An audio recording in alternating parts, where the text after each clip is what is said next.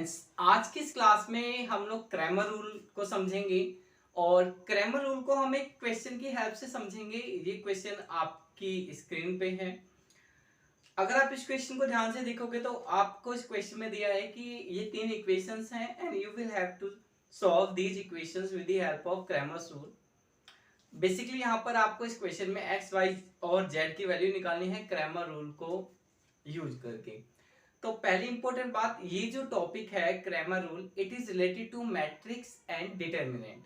तो इस क्वेश्चन को समझने के लिए आपको बेसिक मैट्रिक्स आनी चाहिए, यानी मैट्रिक्स का एक बेसिक पता होना चाहिए। अगर आपको मैट्रिक्स का बेसिक पता है तो फिर बहुत ही अच्छी बात है, आप इस क्वेश्चन को बहुत इजीली समझ लोगे।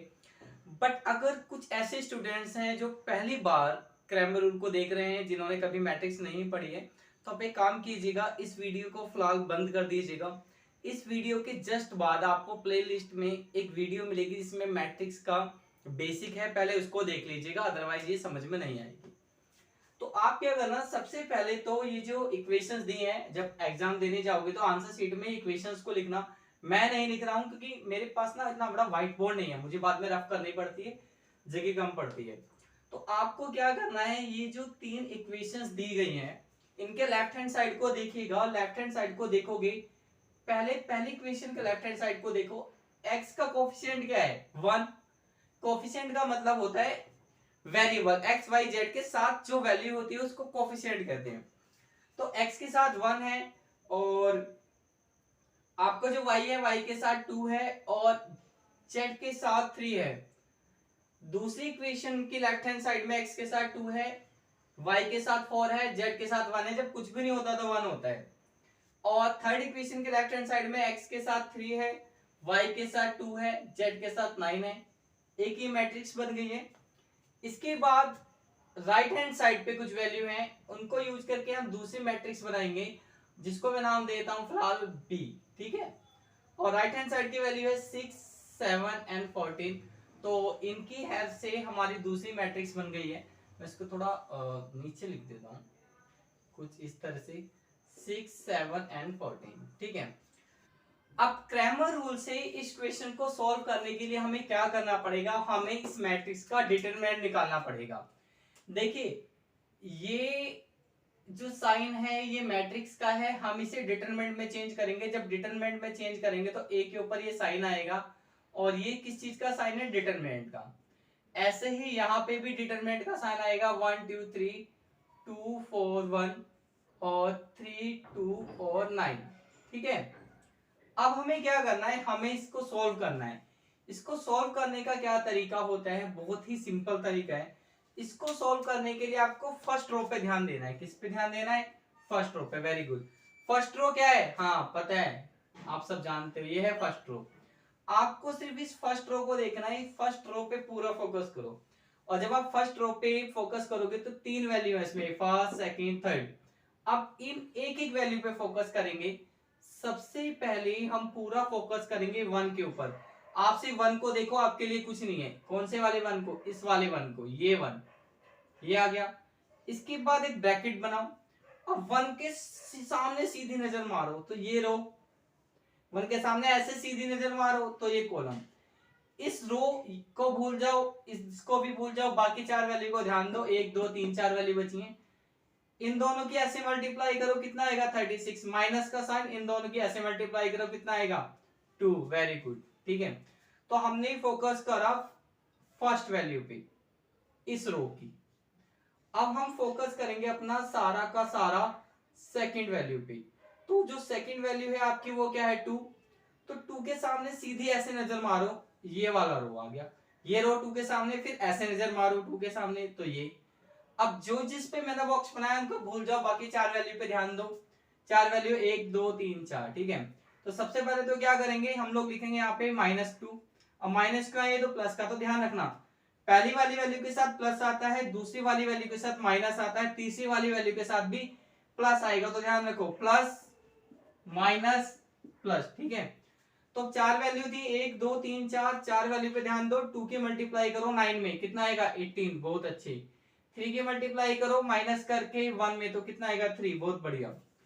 इसके बाद हम लोगों ने क्या करा, हम लोगों ने फर्स्ट वैल्यू पे ध्यान दिया, सेकंड वैल्यू पे ध्यान दिया। अब आपको सारा का सारा ध्यान देना है कौन सी वैल्यू पे, थर्ड वैल्यू पे।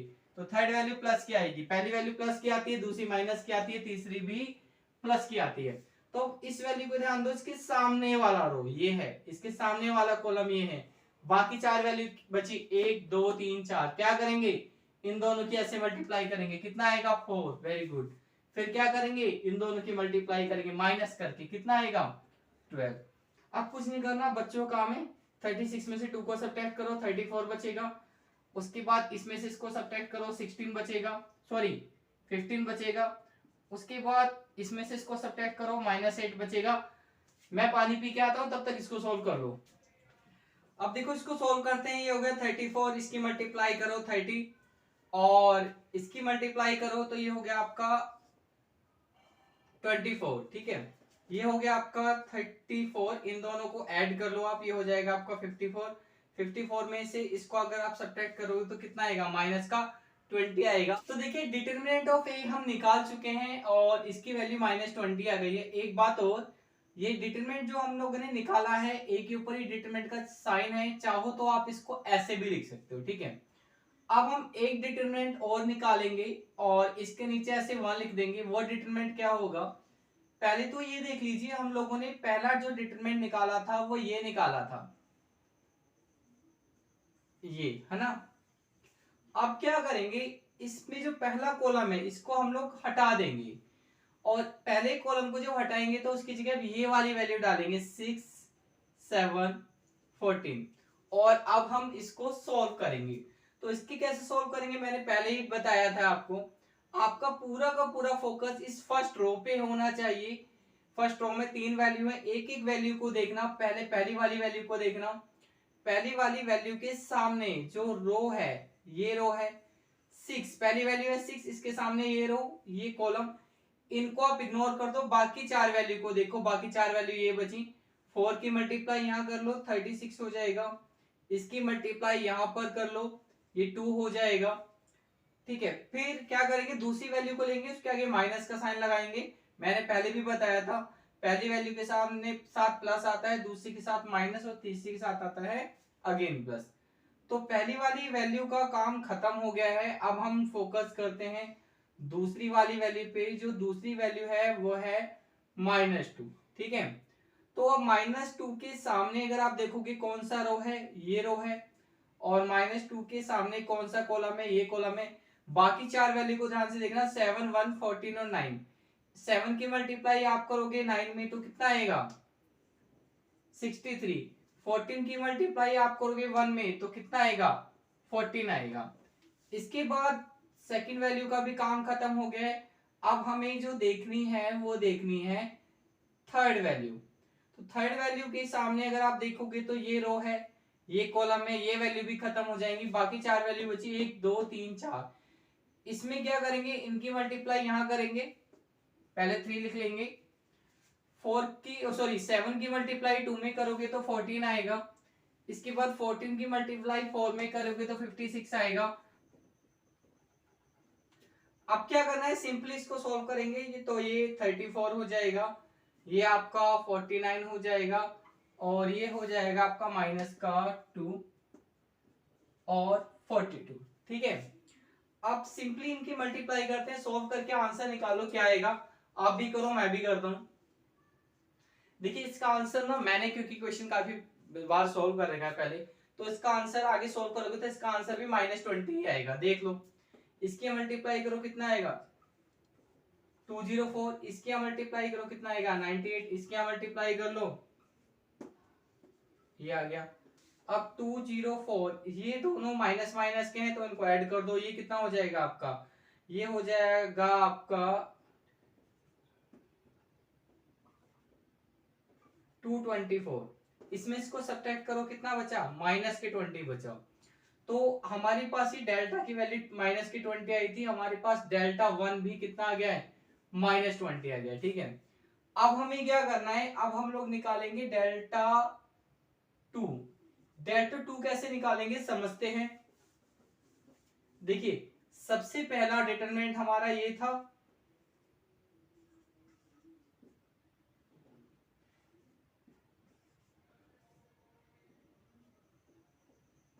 ये वाला डिटर्मिनेंट, तो हम लोगों ने ये निकालने के लिए क्या करा था, इसकी वैल्यू चेंज कर दी थी, किससे, इससे। अब क्या निकालना है, अब हमें एक डिटरमिनेंट और निकालना है जिसका नाम क्या है, ये डेल्टा टू। तो इसको निकालने के लिए क्या करेंगे, ये वाली वैल्यू को चेंज कर देंगे, किससे, इससे चेंज कर देंगे। तो अब मैं आपको दो डिटरमिनेंट ऑलरेडी सॉल्व करा चुका हूं। अब इसकी वैल्यू आप अपने आप सॉल्व करो और इसकी वैल्यू भी -20 ही आएगी। देख लो भाई, इसका आंसर आ गया है -20। तो यहाँ पर हम लोग लिख लेते हैं हमारा डेल्टा टू भी -20 आ गया है, ठीक है। इसके बाद हमें डेल्टा थ्री भी निकालना है। डेल्टा थ्री निकालते टाइम हम लोग क्या करेंगे, अब की ये वाली वैल्यू ऐसी रहेगी, ये वाली वैल्यू चेंज होगी। इस वैल्यू को किससे रिप्लेस करेंगे, इस वैल्यू से रिप्लेस करेंगे, इस तरह से, ठीक है। इसको भी अपने आप सॉल्व करो, क्योंकि मैं आपको ये और ये दो बार निकाल के बता चुका हूं, इसको भी वैसे ही करना है। इसका आंसर भी -20 ही आएगा। आप सॉल्व करो, मैं लिख देता हूं। देखो, बहुत सारे स्टूडेंट्स ऐसा करते हैं कि अपने आप से सॉल्व नहीं करेंगे, स्क्रीनशॉट ले लेंगे और वो स्क्रीनशॉट ऐसा ही रखा रहेगा, बट उससे हासिल कुछ नहीं होना है। Mathematics totally depend upon the practice. If there will be no practice, there will be no result. इसलिए आप खुद से प्रैक्टिस कीजिएगा, सही होगा गलत होगा इट डजंट मैटर। अगर गलत होगा तो फिर यहाँ से देख के आप लोग उसे मैच कर लीजिएगा, करेक्ट कर लीजिएगा। तो वीडियो को पॉज करो और अपने आप से ट्राई करो। तो देखिए, इसका जो आंसर आया है, इसकी वैल्यू भी -20 आई है। तो हमारा जो थर्ड डिटरमिनेंट आया है, इसकी वैल्यू भी आई है -20। तो हमें क्या करना होता है, क्रैमर रूल में हम लोग सबसे पहले निकालते हैं डिटरमिनेंट ऑफ ए, फिर निकालते हैं फर्स्ट डिटरमिनेंट, फिर सेकंड डिटरमिनेंट और फिर थर्ड डिटरमिनेंट। आप क्या करेंगे, आप पहले से नोट कर लो। इसके बाद हमें x की वैल्यू निकालनी होती है। x की वैल्यू होती है आपकी डिटरमिनेंट वन को, आपको डिटरमिनेंट वन को डिवाइड करना है डिटरमिनेंट ए से, या फिर आप कह सकते हो पहले वाले डिटरमिनेंट से। तो इसकी वैल्यू -20 है, ये देखिए, और इसको इससे डिवाइड करोगे -20 से, तो कितनी वैल्यू आएगी, 1 आएगी। ऐसे ही आपको y की वैल्यू निकालनी है, तो y की वैल्यू ऐसे निकालोगे, उसका ये फॉर्मूला रहेगा। तो ये भी आएगा -20/20। उसके बाद आप z की वैल्यू निकालोगे, z की वैल्यू का फॉर्मूला ये होगा, ये भी आएगा आपका -20/20। तो इसको भी आप कैंसिल करोगे तो 1 आएगा, इसको भी आप कैंसिल करोगे तो 1 आएगा। अब आपकी x की वैल्यू भी 1 आई है, y की वैल्यू भी 1 आई है और आपकी z की वैल्यू भी 1 आई है। अब ये आपने जो वैल्यूज निकाली है, ये सही है या फिर गलत है, इसको भी आप चेक कर सकते हो। चेक कैसे करेंगे, ये जो क्वेश्चन है, इस क्वेश्चन में 3 इक्वेशन दी है। जैसे पहली इक्वेशन है x + 2y + 3z = 6। आप क्या करो, इन तीनों इक्वेशन में से किसी भी एक इक्वेशन में x y z की वैल्यू डाल लो। जैसे मैंने फर्स्ट इक्वेशन ले ली है, यहाँ पर हम x की वैल्यू डालते हैं, y की वैल्यू डालते हैं और z की वैल्यू डालते हैं लेफ्ट हैंड साइड में। तो ये 1 हो गया, ये 2 हो गया, ये 3 हो गया। तो ये देखिए कितना आ गया, 6 आ गया। तो लेफ्ट हैंड साइड में वैल्यू डाली, राइट हैंड साइड के इक्वल आ गया, इसका मतलब आपके आंसर ठीक है। थर्ड इक्वेशन में भी रख के आप देख सकते हो। थर्ड इक्वेशन है 3x + 2y + 9z। इसकी राइट हैंड साइड नहीं लिख रहे, राइट हैंड साइड खुद से आ जाएगी। यहाँ पे आप 1 डालो, यहाँ पर आप 2 डाल, सॉरी यहाँ पर भी आप 1 डालो और यहाँ पर ही 1 डालो, तीनों वैल्यू क्योंकि हमारी 1 आई है। तो 3 + 2 + 9, ये कितना आ गया, 14 आ गया। राइट हैंड साइड पे आपको 14 था। तो इसका मतलब है हमने जो वैल्यू निकाली है x, y और z की, ये वैल्यू बिल्कुल ठीक है। तो आई होप आपको क्रैमर रूल समझ में आया होगा। मैं फटाफट से एक रिकैप दे देता हूँ आपको, जिससे समझ में आए। देखिए, आपको 3 इक्वेशन दी होगी, 3 इक्वेशन की लेफ्ट हैंड साइड से आप एक मैट्रिक्स बनाना A और राइट हैंड साइड से एक मैट्रिक्स बनाना B। फिर आप इस मैट्रिक्स का डिटरमिनेंट निकालना, जिसको नाम दे सकते हो डेल्टा या फिर डिटरमिनेंट ऑफ A।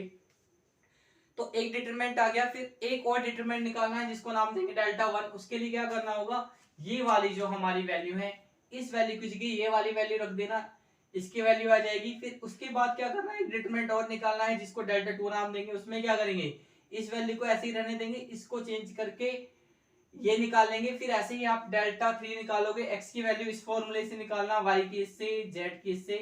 और बाद में अपनी वैल्यू को चेक कर लेना है किसी भी इक्वेशन में पुट करके। अगर लेफ्ट हैंड साइड में वैल्यू पुट करने पे राइट हैंड साइड आ जाती है, it's means that your answer are correct. तो बस आज की क्लास में हम लोग इतना ही सीखेंगे, मिलते हैं नेक्स्ट क्लास में। Till then good bye.